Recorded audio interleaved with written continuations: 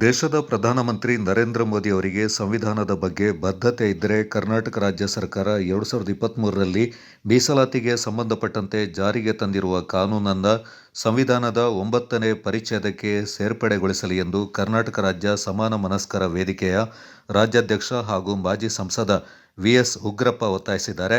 ಮಡಿಕೇರಿಯಲ್ಲಿ ಸುದ್ದಿಗೋಷ್ಠಿಯಲ್ಲಿ ಮಾತನಾಡಿದ ಅವರು, ಮೀಸಲಾತಿ ಎನ್ನುವುದು ಯಾರಪ್ಪನ ಗಂಟು ಅಲ್ಲ, ಭಿಕ್ಷೆಯೂ ಅಲ್ಲ. Doctor B R. ಅಂಬೇಡ್ಕರ್ ಅವರು ಸಂವಿಧಾನದ ಮೂಲಕ ನೀಡಿರುವ ಹಕ್ಕಾಗಿದೆ.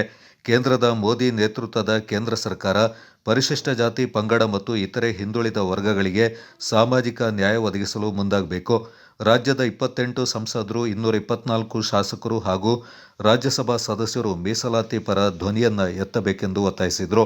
ಗೋಷ್ಠಿಯಲ್ಲಿ ಸಮಾನ ಮನಸ್ಕರ ವೇದಿಕೆಯ ರಾಜ್ಯ ಕಾರ್ಯಾಧ್ಯಕ್ಷ ಎಂ. ನರಸಿಂಹಯ್ಯ, ಪ್ರಧಾನ ಕಾರ್ಯದರ್ಶಿ ಸಿ.ಜಿ. ಜಯಶ್ರೀ, ಕೊಡಗು ಜಿಲ್ಲಾ ವಾಲ್ಮೀಕಿ ಮತ್ತು ನಾಯಕ ಕ್ಷೇಮಾಭಿವೃದ್ಧಿ ಸಂಘದ ಜಿಲ್ಲಾಧ್ಯಕ್ಷ ಕೆ.ಎನ್. ಅಶೋಕ್, ವೇದಿಕೆಯ ಪ್ರಮುಖರಾದ ಎಸ್. ಸಿದ್ದಪ್ಪಯ್ಯ ಹಾಗೂ ಇ. ರಾಜಪ್ಪ ಪಾಲ್ಗೊಂಡಿದ್ದರು.